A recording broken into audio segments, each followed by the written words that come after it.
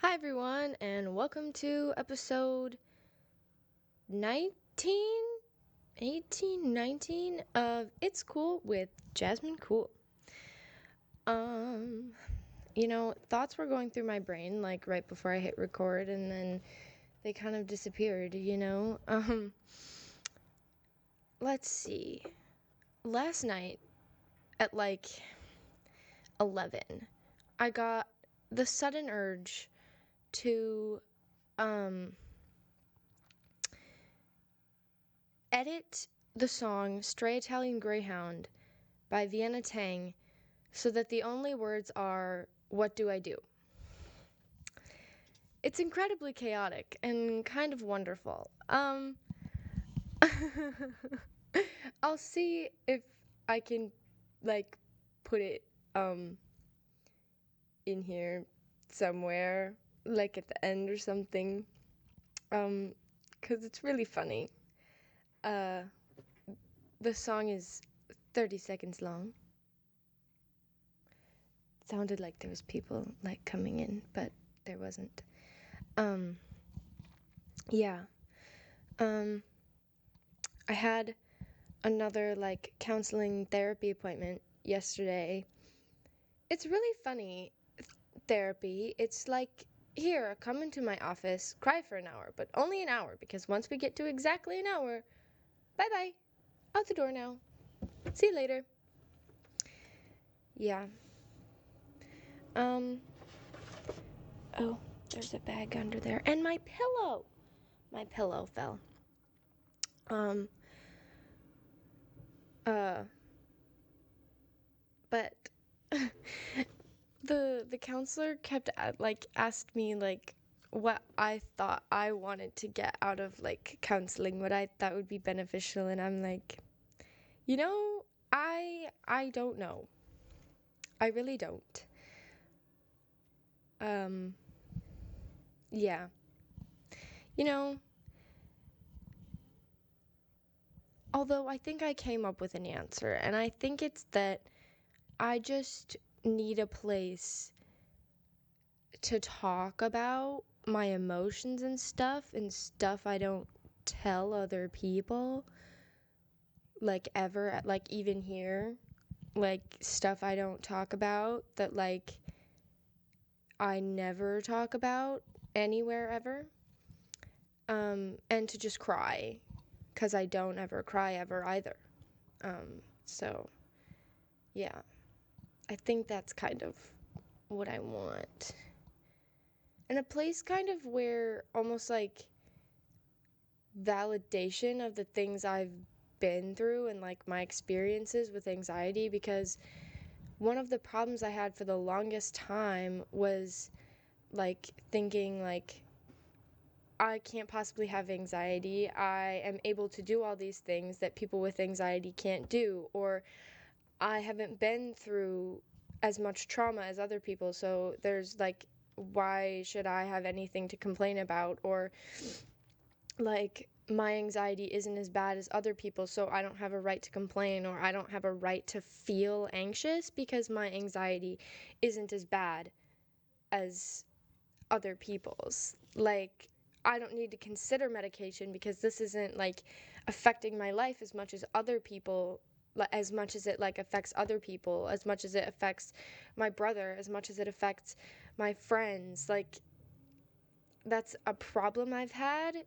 It took me so long to even like admit to myself that I have anxiety, simply because it was always like, oh, I'm overreacting, like I'm just being ridiculous, like this isn't actually a thing, like, oh, this isn't affecting my life that bad. Like, if this was affecting my life, I would be having all of these other problems. And so just kind of a place to complain almost, and like to have those complaints like validated, I guess, and not like, and to be told that it's okay to feel that way, I guess.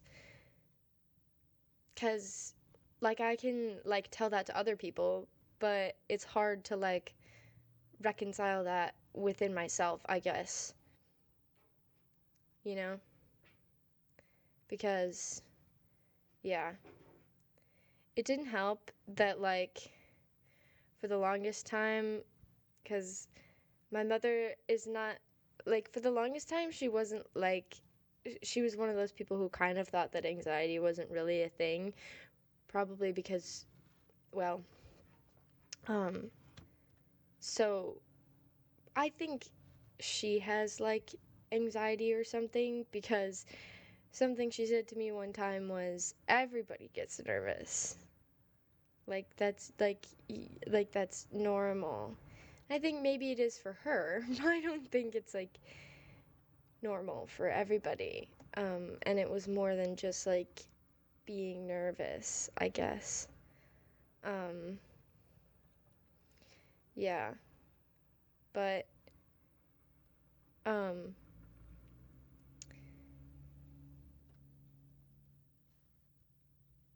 yeah. Don't compare your experience with anxiety to, or your trauma to, like, other people's trauma and other people's experiences with anxiety, because I do that all the time, and it's not helpful, and it doesn't, like, benefit anybody really. It just makes you feel like shit about yourself. So, yeah. And if you're somebody with really severe anxiety and you're friends with somebody who has anxiety that doesn't present quite as severe, like, this is just something I've noticed with, like, a lot of people I know that have, like, even I find myself doing it sometimes. It's like, it's always like a competition about whose anxiety is the worst, who's been through, like, the worst stuff, even though I think people don't even mean it like that. Um, it just happens sometimes where it feels like everything is a competition about who's had it the worst, and then it's like trying to, like, invalidate other people's struggles because, like, mine were worse or stuff like that. um I think it's something that's happened, like, it happens everywhere. It happens, like, online, it happens, like, in person, like, um it happens here a lot. um Not necessarily, like, with anxiety, but um with schedules and being busy and, like, having, like, a really tough schedule. It's like a thing here to, like, have the hardest schedule and to be, like, super busy. So, especially in the conservatory. So, like, there's so many people, like, my friends, we all have, like, one main day that's, like, a no-go day. We, like, don't get lunch. We're nonstop from 8:30 to, like, 5:30, pretty much. And that's pretty regular within the conservatory, is to have one, um like, no-go day that's, like, super super busy. um but there's one particular person that gets on my nerves every time they do this. Um, it's like anyone complains about their nonstop day or, like, being busy, and they immediately have to say, like, oh, that's me every day. Like, I'm so busy, blah, blah, and, like, just go on and on about how much busier they are. Excuse me. Um, but trying to, like, invalidate everybody else's struggles because their schedule is so much harder, and it's like, I like, okay, don't make it into a competition, like, you know. But yeah, and don't compare your traumas. Recently my friends did something that was, like, mildly, it made me, like, kind of anxious, but it wasn't, like, too bad. But it made me feel like I probably should have said something, but it was because it was like, there's, like, Winnie the Pooh like character test that like tests what mental illnesses you might have or like that you have. It's like a little survey and then it gives you like percentages of the different things. Um and my friend group all did that because we're all very mentally ill. But it really played into my comparison of anxiety experiences because a lot of my friends had like super super high anxiety scores and super high scores in like other things, and then mine was like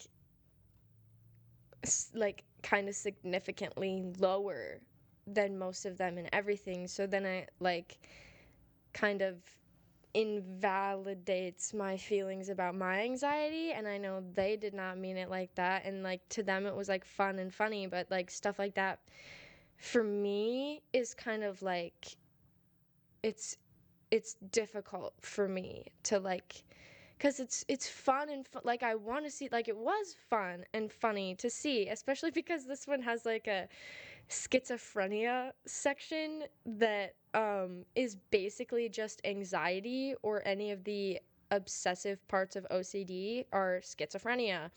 um and because I got the lowest score in schizophrenia because I've taken the test like twice before, so I knew which questions were like the schizophrenia questions versus which ones, well, some of them might have even been the anxiety questions, and who knows if like they like overlap some of the questions. Like I don't know. Um like it was interesting to see, but it was also like that comparison or like a competition. Well, it wasn't even really like a competition, just that comparison of like the scores of like the I have more anxiety than you or whatever. It was like weird, and I didn't really know what to say because I like stuff like that doesn't like sit well with me, but also it was fun and it was interesting to see, and I'm very curious about that stuff. But I don't know. Yeah. Let's see. What else? I had thought of something and I forgot it. I need to start planning these, but you know, why would I do that? I'm going to a wedding on Saturday, and the dress code is semi-formal slash dressy casual, which is not the same thing. Like semi-formal, not dressy casual. Um, I will probably lean more towards the semi-formal route, just because it's more fun, and I don't know. Yeah, I don't really know what I'm gonna wear yet. I'm thinking of this like black dress that I have, but it's February in the Midwest, so I definitely need something like I have to wear it with tights. The problem is the dress is black, and I don't have like sheer tights, and I probably wouldn't want to wear sheer tights anyways because they're like, I don't know, less protective. But I have black tights, white tights, and red tights. I don't think I'm gonna wear the red tights. That's just not really my vibe. I could maybe see it working if I had like a black shoe to go with it, but even then I don't think I would vibe with that. The white tights are a maybe, just if I didn't want like if I wanted some contrast and didn't want it to be like all black, I would probably wear the white tights with like a black shoe of some kind, because I was thinking of like if I wanted to play it slightly more casual, I have these like rain boots that look pretty dressy. They look a little bit like dress boots. If I wanted to play it more casual, I would go with that. And if I wore the white tights, I would probably use those. Or I also have like these black platform Mary Janes. The problem with those is they're technically too big for me, so I have to like layer socks and stuff, I have to wear like a lot of socks to make those work, and then they're still kind of a pain to walk in. I don't really want to wear my black heels, and I don't think that would really work with the white tights either.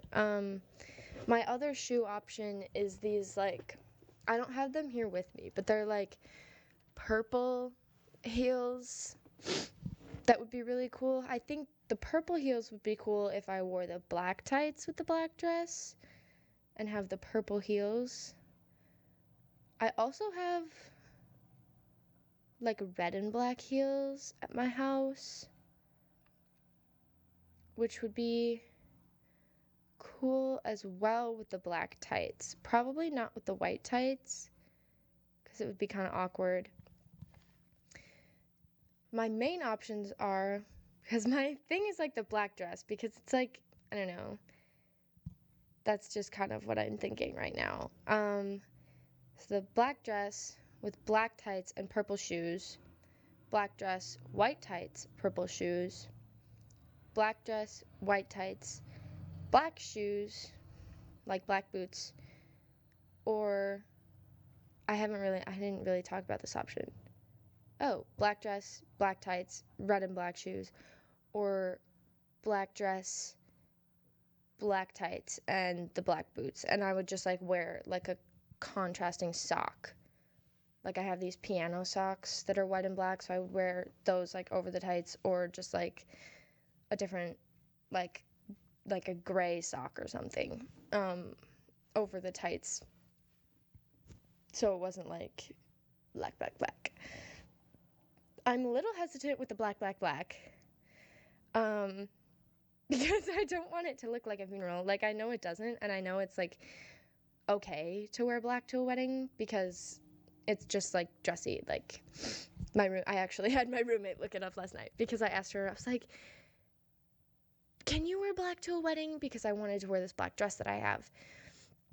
And she's like, I don't think so. I don't know. But then she looked it up and she said, it's fine. You just don't wear white, which I knew. So, yeah.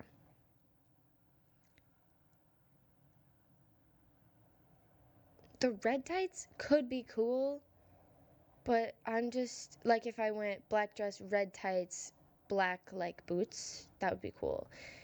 They wouldn't be cool with the red and black shoes because I don't think the reds are the same, and even if they were, I think it would be weird. So if I wore the red tights, I definitely have to go with the black boots, but I don't think I'm gonna like the red tights, like, at all. Yeah. But I have to try stuff on. I considered actually doing it and then like putting it like in the YouTube version of this episode, but I have like way too much homework for that.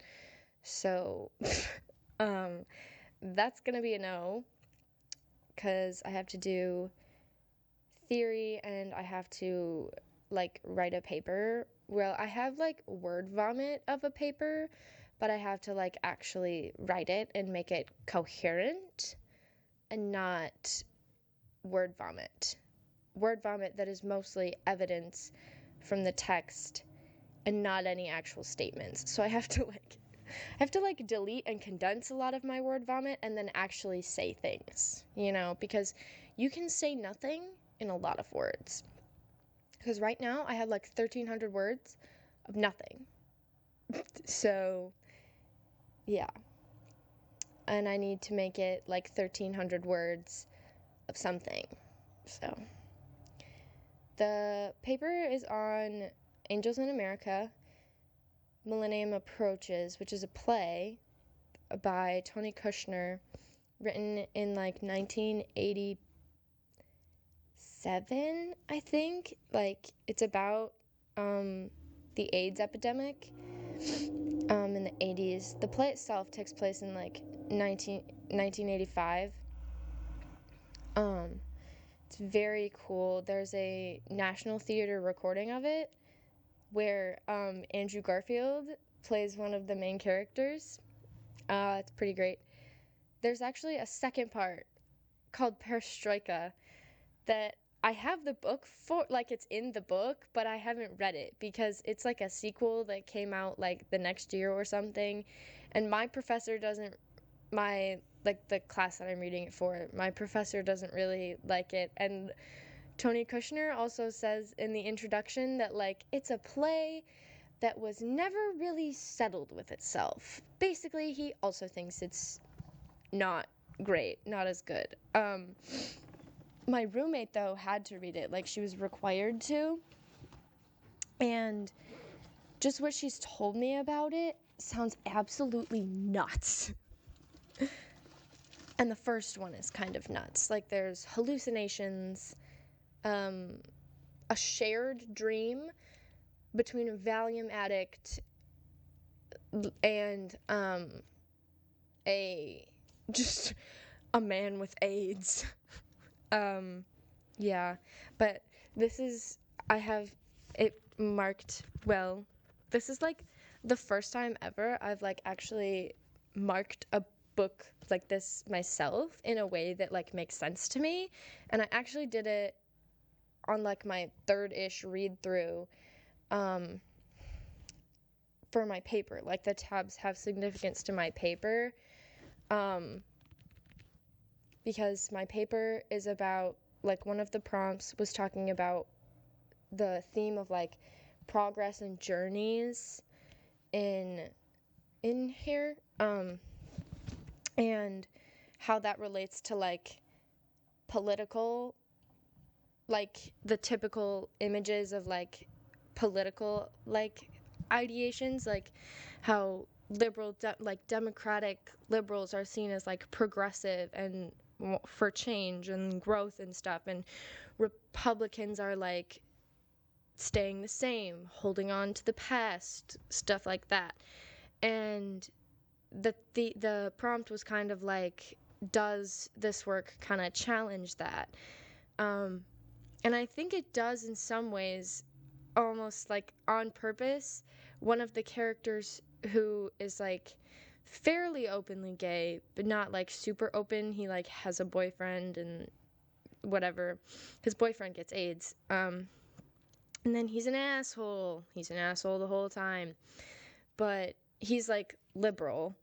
But his character stays the same like throughout the whole play. There's no like growth really in his character. He's just, at the beginning, he's guilty and scared because his boyfriend gets AIDS and he wants to leave. So he's guilty and scared. He eventually does leave his boyfriend, like a dick. And just like throughout the whole play, he's guilty and scared and guilty and scared and guilty and scared, and like is doing, like, he does stuff to like punish himself or just because he's guilty. But he's just guilty and scared the whole time. And the other character, who is a Mormon Republican, also gay, but like his character journey is like the biggest one out of all the characters in the play. He goes through the most like growth and change in the play, which is really interesting because he's like a Mormon Republican. So that's like very contradictory to his like stance in those areas. He has a wife, and he knows he's gay like the whole time, but the audience doesn't know that at the beginning, doesn't really know that he knows he's gay or know that he's gay in general. But then things start to happen and change in his life where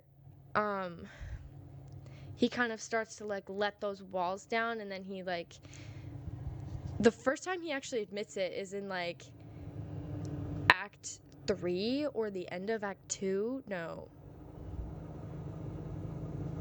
I can't remember. It's like, there's a very loud sound out there. I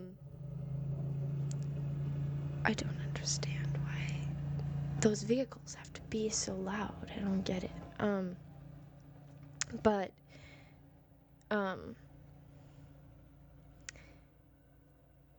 it's very interesting. And one of the things that kind of like comes down throughout the play is he has this idealized and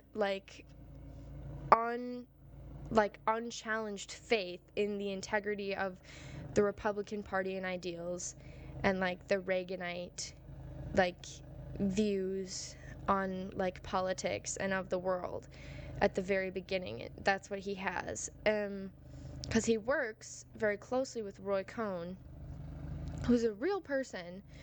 I think the Mormon character in here is like fictional, but Roy Cohn was a real person, who is also a character in this play, but like a fiction version. Like, it talks about things that actually happened, but it's like fiction version, kind of.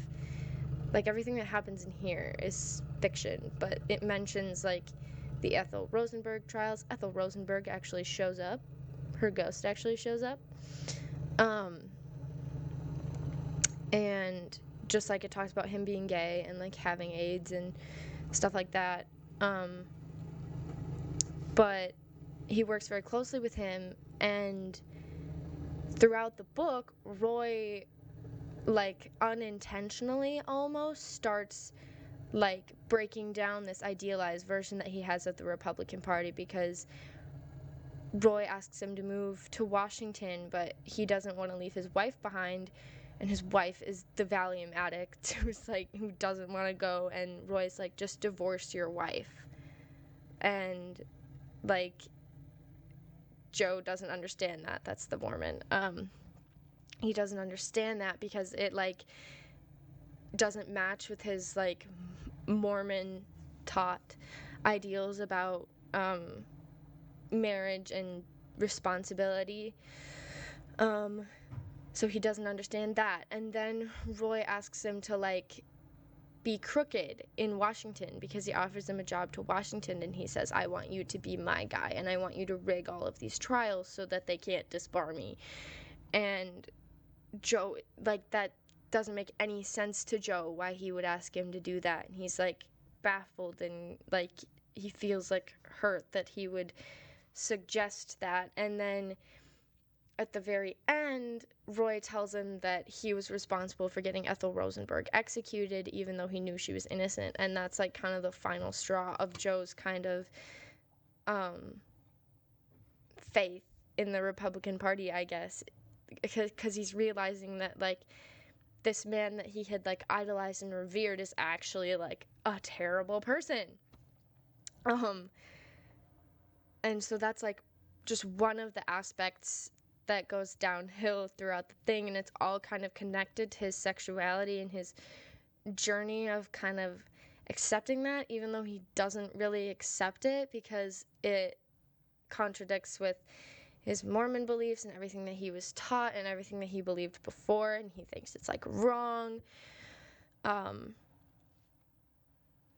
But it's like a big deal when he calls his mother and he says like, I'm a homosexual, Mom. And then his mom just says, you're old enough to know that your father didn't love you without being ridiculous about it. You're being ridiculous. We're gonna forget this conversation ever happened. Go home to your wife. Yeah. Because he calls her drunk at like 2 a.m.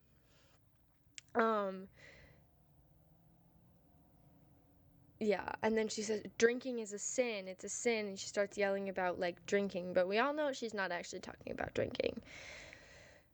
And then, the very end of the play, he both, like, literally and figuratively abandons, like, all of his, like, prior beliefs, I guess.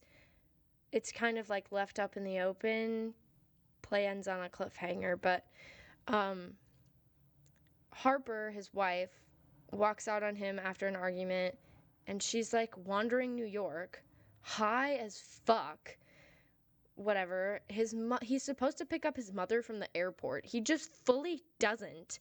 Instead, he goes and hooks up with Lewis, the liberal guy who left his boyfriend who has AIDS. They go hook up. So he quite literally abandons his mother and his wife. to New York.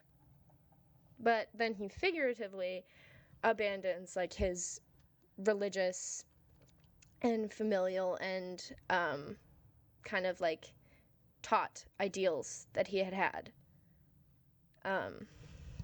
So yeah, that's kind of, like, that's what my paper is about, and I have to actually write it. And then I have to do theory.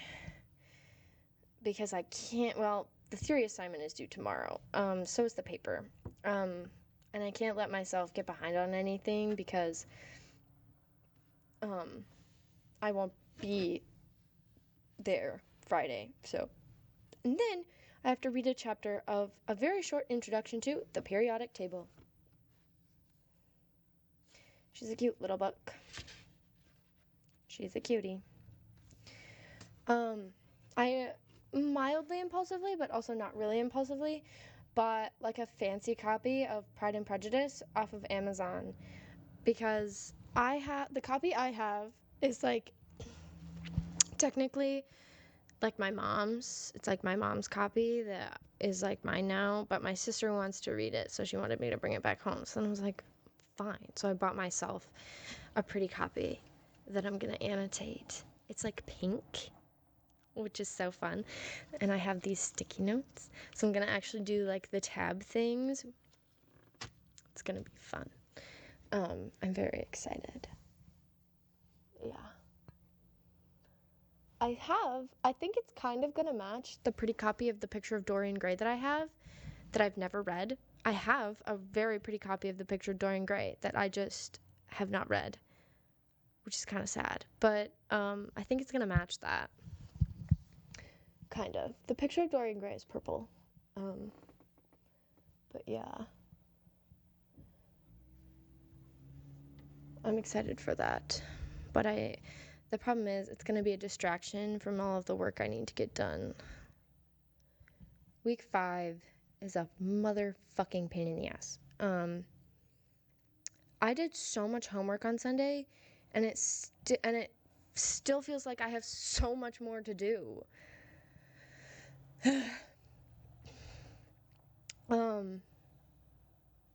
Yeah, I guess I can start wrapping it up.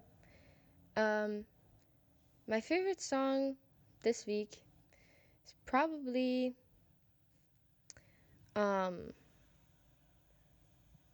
Spes by Cantus, which is like the Frozen Choir, SPES. I feel like I might have already used that one, but I still like that song. And Comme c'est comme ça by Paramore. I'm so excited for that album. I pre-ordered a vinyl and a t-shirt like way back in like September or something. It was like around my birthday, and I told myself that was my birthday present, was like ordering the vinyl and that like t-shirt set, because I'm so excited. Oh my god, it's literally in like 10 days. Okay, well, thank you if you made it this far.